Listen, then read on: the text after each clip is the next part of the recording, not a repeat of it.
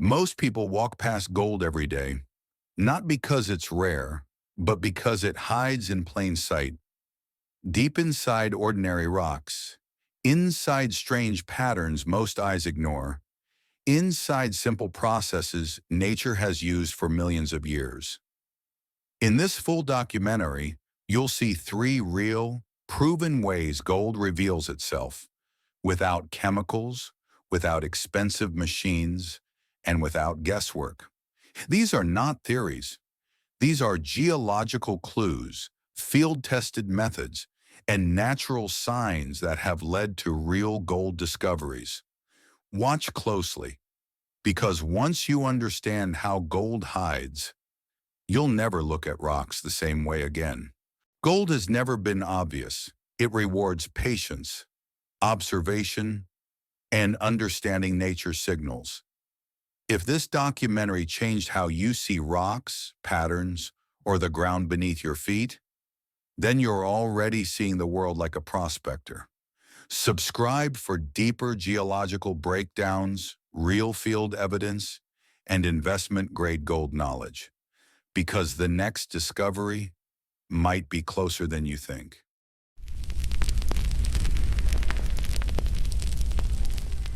Imagine holding a rough, unpolished rock in your hand. It looks ordinary, almost worthless. Yet hidden within its veins could be a metal so rare, so desired, that entire empires have risen and fallen because of it. This rock may be carrying gold, the eternal symbol of wealth and power. But here's the twist.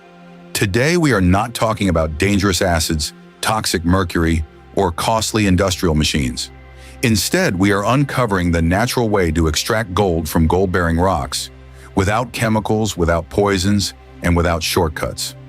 Just pure earth science, age-old techniques, and human ingenuity. The question is, how do you separate the most precious metal on Earth from the stone that cages it without harming yourself or the environment? Stay with me, because what you're about to discover will completely change how you look at ordinary rocks.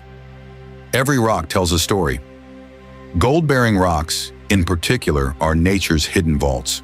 They do not shout their presence with glittering sparkle.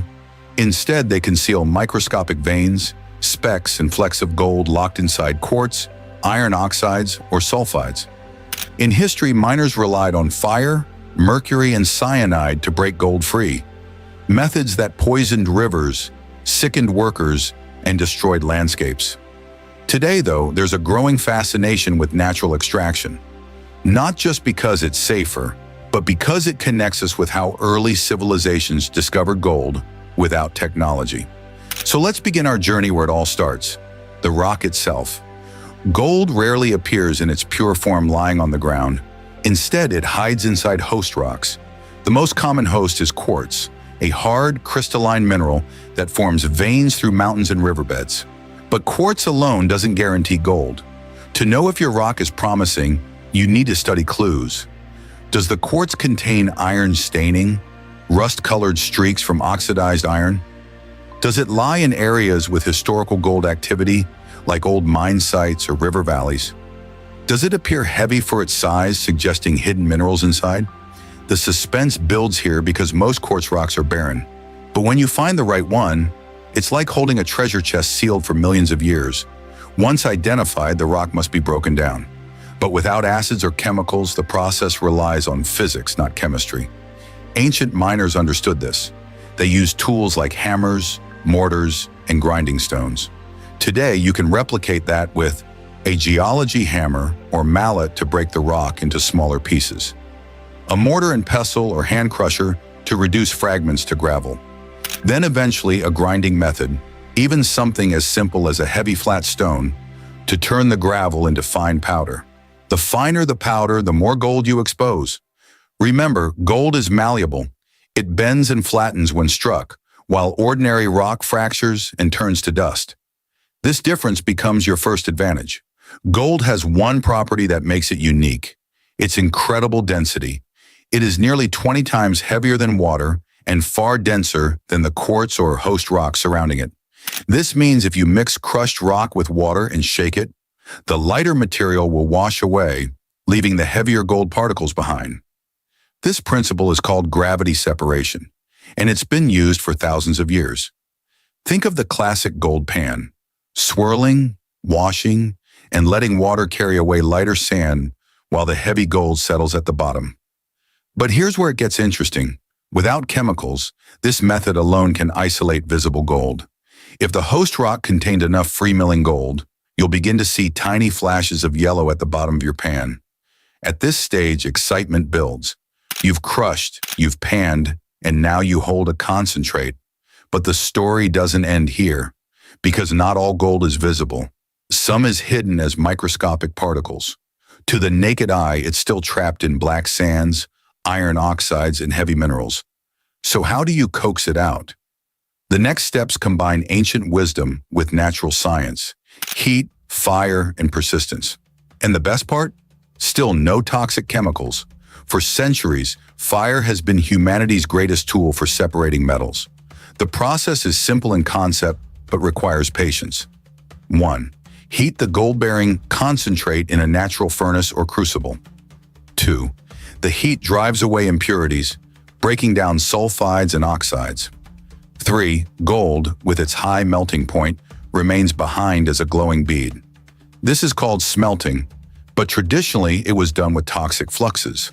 However, there are natural safe fluxes you can use instead. Crushed glass, borax, or even sand, which lower the melting point of impurities and allow gold to separate more cleanly.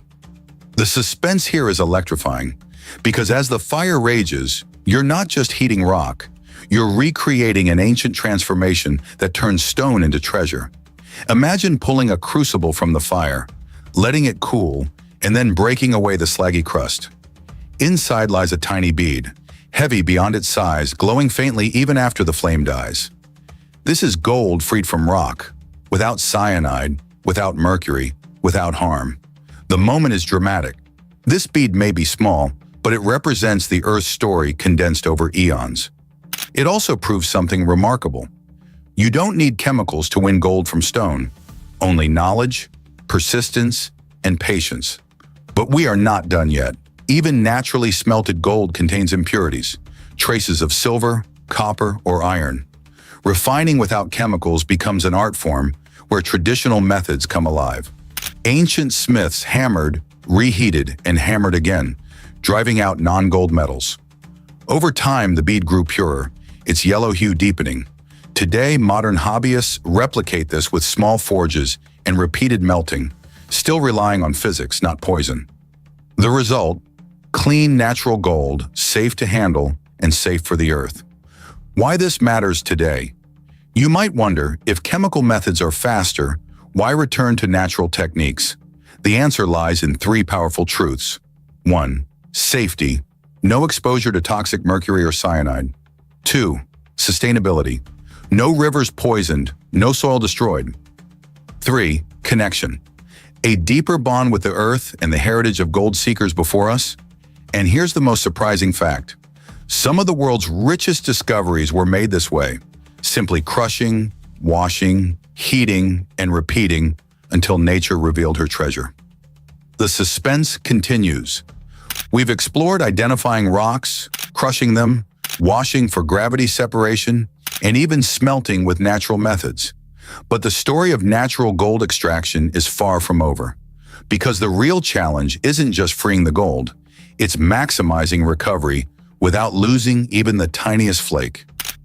To collect pure gold, this washing must be done again and again, each cycle concentrating the material. Larger fragments shine early, but the real wealth is in the dust, the specks so small they could slip through careless fingers. And here is where skill becomes art. Maintaining patience as each swirl uncovers another gleam. For some, the process ends here, with a pouch of fine grains, but the forgotten method goes deeper, because raw concentrates still contain impurities, bits of black sand, magnetite, or other heavy minerals clinging alongside the gold. And to isolate the king of metals from its companions, one must learn the final steps. Nature provides yet another ally, magnetism. Many impurities like magnetite respond to a magnet's call, while gold remains untouched, indifferent. By carefully drawing a magnet across the concentrates, sometimes wrapped in cloth to prevent contact, the prospector watches the black sands leap away, leaving behind a purer, brighter residue. This is the moment suspense builds. What remains is smaller in volume, but greater in worth. Every grain here is closer to being pure. At last, imagine holding in your hand a small glowing bead formed from fragments once hidden deep inside stone. This bead is not just gold, it is history, science, and mystery fused into a single shining object. Each particle of it was once locked away for millions of years, waiting for human hands to find, free, and cherish. And here lies the suspenseful truth. This method, though forgotten by many, was the very foundation of the great gold rushes of history. It built empires, toppled kingdoms, and set thousands of seekers wandering across wild frontiers, all with nothing more than rock, water, gravity, patience, and fire. What is gold if not a reflection of human spirit? It resists corrosion, it resists destruction, and yet, when treated with care, it bends, melts, and takes new form. The prospector who extracts gold without chemicals does more than claim wealth. They honor nature's process, unchanged for millennia. And perhaps the greatest treasure of all is not the bead in the hand, but the knowledge in the mind. That in a world of shortcuts and chemicals, there remains a path carved by patience, endurance, and respect for nature. So now, when you see a rock glittering with possibility, remember this. The earth still hides treasures in plain sight, waiting for those who know the old ways. No acids, no chemicals, no shortcuts, only the raw forces of nature.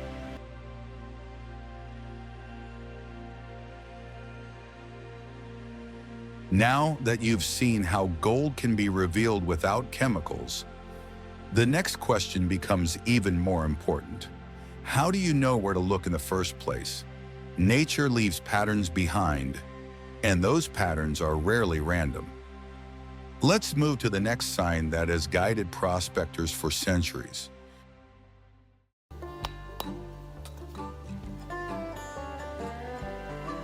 The earth never shouts its secrets. It whispers them, layer by layer, through textures, colors, and patterns that most people step over without a glance.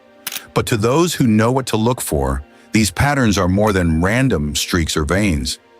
They are nature's coded map leading to hidden gold. Every mountain, every slope, and every cracked boulder could be silently holding traces of the precious metal that built empires and broke nations. Today we'll explore what these rock patterns mean, why they form, and how you can learn to read them like a prospector's diary, without chemicals, without expensive tools, and without risking your safety. Imagine you're hiking across a rugged hillside. The rocks look ordinary, gray, dull, lifeless. But then, you notice something different, a strange crisscross of veins, an unusual color pattern, or a texture that seems out of place. Most people would ignore it, but a trained prospector stops, because that subtle difference might mean you're standing right above a natural gold-bearing system. You see, gold doesn't appear randomly. It travels through geological highways, fractures, cracks, and mineral veins created by heat and pressure deep within the earth. Over millions of years, molten fluids carrying gold move upward, cooling and depositing traces of it inside certain host rocks. And these rocks, dear listener, tell the story through their patterns. The first sign that often goes unnoticed is vein formation. When you see thin, thread-like lines running through solid rock, especially white or milky ones, you might be looking at quartz veins. Quartz is nature's favorite carrier for gold, but not every quartz vein is worth your excitement. The secret is in the pattern. If the vein cuts across multiple rock layers, bends or widens irregularly, it might have been part of an active hydrothermal system, one capable of carrying precious metals. Sometimes these veins appear as ladder-like structures or networks known as stockworks. In old mining regions, such patterns were the first indicators that gold was nearby, often right where those crisscrossing lines intersected. Now let's move deeper. The second kind of pattern isn't about veins at all. It's about iron staining. When iron-rich minerals oxidize, they leave rusty or reddish-brown streaks on the surface of rocks. To most people, this is just discoloration. But for gold hunters, iron staining is a red flag that screams, "Something mineralized passed through here."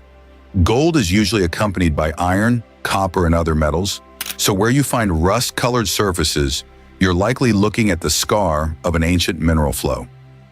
And here's the key detail. If the rust patterns align with small cracks, or if they form halos around quartz veins, you might be standing on what prospectors call feeder zones. These are areas where gold-bearing fluids once pushed upward. Take a closer look, though. Don't rush. Nature's signs often appear together. Quartz veins intersecting iron stains, sometimes with patches of clay alteration. If the rock around those veins looks bleached, crumbly, or strangely soft, that's another signal. Hydrothermal alteration changes the original minerals into lighter clays or sericite, bleaching the rock surface. It's like nature's fingerprint left behind after the gold-bearing fluids vanished. Now let's move into textures, one of the most misunderstood clues. When gold-bearing fluids cool inside cracks, they sometimes cause rocks to fragment and reseal. This creates a brecciated texture. Imagine shattered rock pieces glued together by a new mineral. If those cementing minerals are quartz or iron oxide, it's an even stronger sign that this zone was once mineral-rich. In the field, brecciated patterns often appear near fault zones or fractures where fluid flow was intense. Stand on one of those and you're literally on the same geological plumbing that once delivered gold to the surface. But here's something even more fascinating: banded patterns. In some quartz veins, you'll notice alternating light and dark layers, almost like the stripes of an agate. Those bands are records of multiple pulses of mineralization. Each band might represent a separate wave of hot fluid depositing gold and other minerals. The more bands you see, the more cycles of mineral activity that area experienced. Old-timers used to say, "The more layers, the richer the heart." They weren't wrong. Heavily banded quartz often came from systems that recharged and redeposited gold over and over again. Now let's turn our eyes to the surrounding rocks, the host rocks themselves. Certain patterns in host rocks can dramatically increase your odds of finding gold nearby. One example is folding and shearing. When you see rocks bent or twisted, sometimes forming zigzag layers or wavy bands, that means the area experienced immense pressure. These zones are crucial because fractures created by folding often became pathways for gold-bearing fluids. Old geological maps mark these as shear zones or contact zones, and even today, professional exploration teams start their drilling programs near these structural patterns. But even without maps or fancy tools, you can spot these signs yourself. Stand on a slope and look for where rock layers seem disturbed, where lines of strata suddenly bend or break. If you also notice quartz running along those breaks, stop and take a sample. You might be standing at the very contact where heat, pressure, and fluid met. The perfect recipe for gold deposition.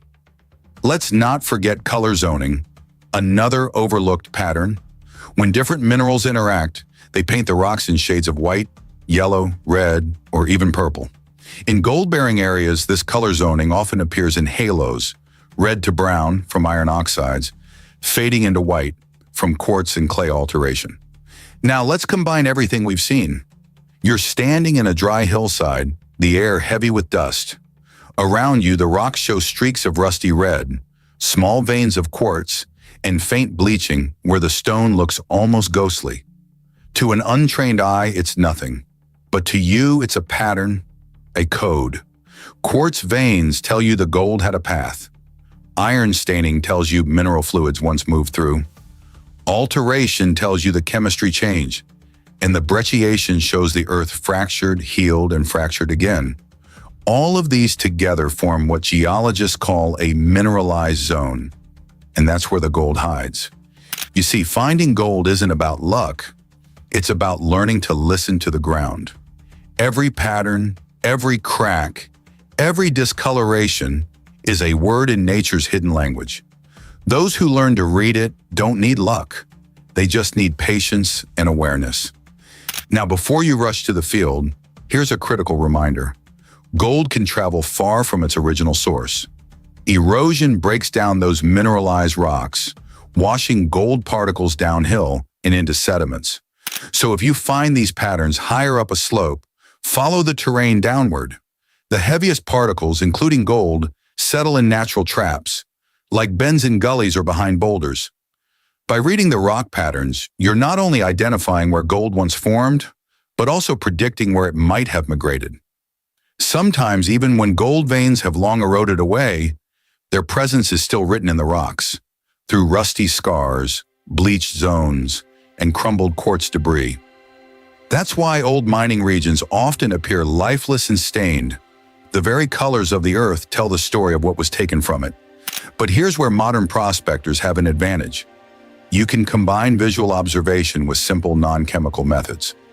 Start with identifying mineralized zones based on these patterns. Then use gentle panning from weathered debris around those zones to confirm whether gold particles are still present. No acids, no mercury, just eyes, knowledge, and patience.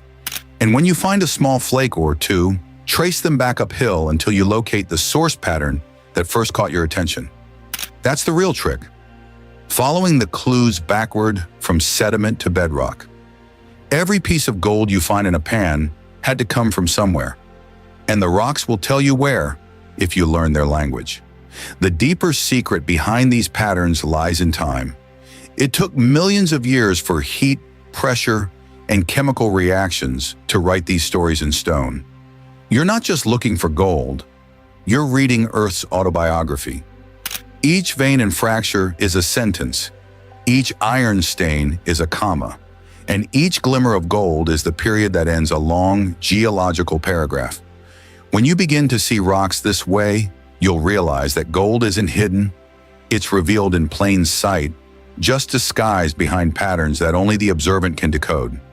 So next time you walk through the hills and notice a strange pattern in the rocks, a rusty vein, a shattered formation glued by quartz, or bleached surfaces in an otherwise gray hillside, stop. You might just be standing above a deposit that took the earth eons to create. Gold doesn't hide from everyone. It only hides from those who aren't paying attention. If you've learned to recognize these signs, then congratulations. You're already one step closer to finding real gold. Recognizing gold-bearing patterns is only part of the story. Sometimes gold stays locked inside rock, hidden by time and pressure, but when heat, force, and natural fractures come together, gold finally reveals what was concealed. This final method shows how hidden gold is physically released from its host rock.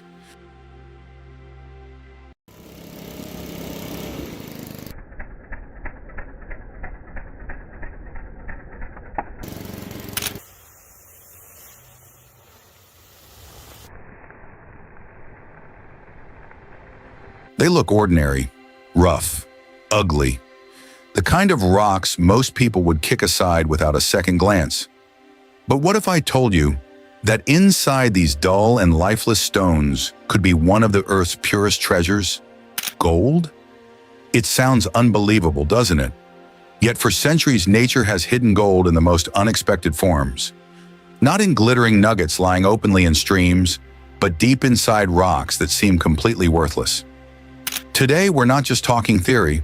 We're going to uncover a natural process, one that doesn't require chemicals, mercury, or fancy machines, but instead uses what nature itself provides: fire, water, and patience. This is how you find gold in rocks that everyone else ignores. This is where it begins, with the search. When you start looking for gold in nature, you must unlearn everything you think you know about beauty. Gold doesn't always hide inside beautiful, shining quartz crystals. In fact, many of the richest deposits are concealed within rocks that appear dull, rust-colored, even broken. You see, the Earth's crust tells stories, and those stories are written in color, texture, and formation. Look for rocks with iron staining, those deep red and brown patches caused by oxidized minerals. They might look like rusted scrap metal, but that's exactly what you want. Iron oxides and sulfides often indicate hydrothermal activity, the same process that once brought molten gold up from deep underground veins. If you see tiny metallic sparkles, but they don't look like glittering gold, don't walk away yet. Many of these flecks are pyrite or arsenopyrite, minerals that form alongside gold. These are the clues, the whispers from the earth that tell you gold might be near. Once you collect a few candidate rocks, ironstones, quartz with rusty veins, or dense black and brown stones with weight, the next step begins. It's time to reveal what's hidden inside. For thousands of years before modern refineries and chemicals, prospectors used fire to separate the worthless from the valuable.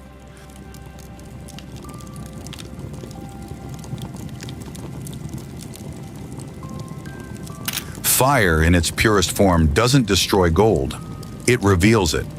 When you heat a rock, something remarkable happens: thermal expansion. Each mineral inside that rock expands at a slightly different rate when exposed to high temperatures. That means under the heat, the internal bonds start to weaken. Tiny fractures form. The rock begins to loosen its grip on whatever's trapped within, including gold. Now, this process isn't about melting gold. It's about breaking the prison that holds it. You don't need industrial furnaces. Even a simple controlled fire, fueled by charcoal or dry wood, can create enough heat to fracture softer mineral bonds. The key is patience. Let the fire do its work slowly. Rushing it might cause the rock to burst unevenly, wasting both material and effort. But when the heat has done its job, you'll notice a subtle change.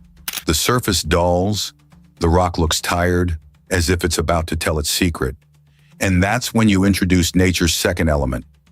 When the red-hot rock meets cold water, nature performs one of its most powerful transformations. The sudden temperature change causes thermal shock. The rock cracks open from within. You'll hear it, small pops and cracks as the water penetrates the fractures, widening them. This isn't just a satisfying sound. It's the sound of progress. The rock is breaking apart, layer by layer, exposing its inner matrix where gold might be trapped.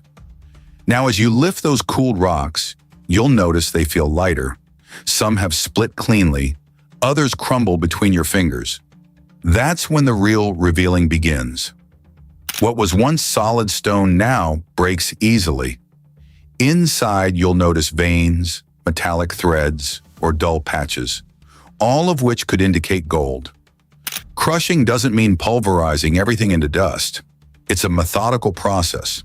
The goal is to reduce the rock into smaller pieces until you can examine what lies within, and sometimes you'll see it. That faint, buttery glimmer that refuses to tarnish, no matter how much you rub it. That's not pyrite, that's gold. When gold forms in nature, it bonds with quartz, sulfides, or iron-rich minerals. The heat and cooling process frees it from its original bonds. What you're doing now, crushing, is simply helping the earth finish what it started millions of years ago. Each tap, each crack, brings you closer to what prospectors once called the mother's gift.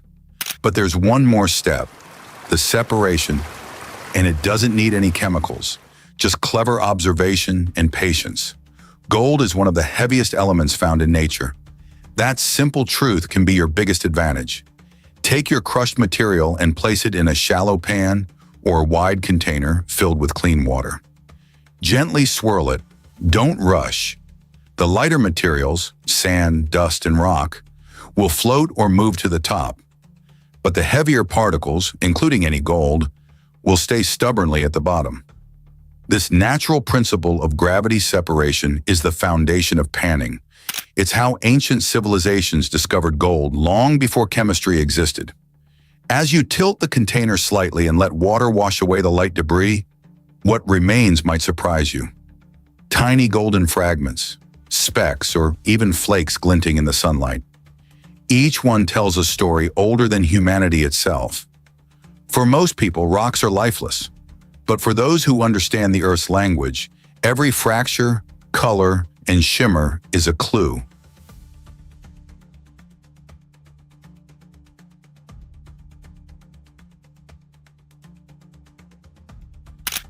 You've just transformed what appeared to be worthless stone into something extraordinary, using nothing but natural forces, fire, water, and gravity.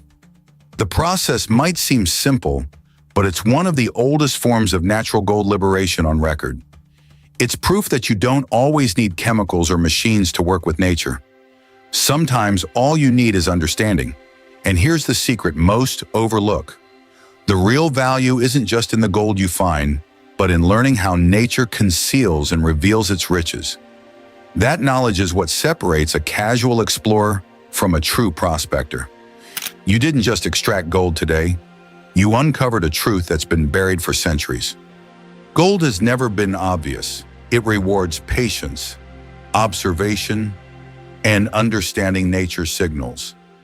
If this documentary changed how you see rocks, patterns, or the ground beneath your feet, then you're already seeing the world like a prospector.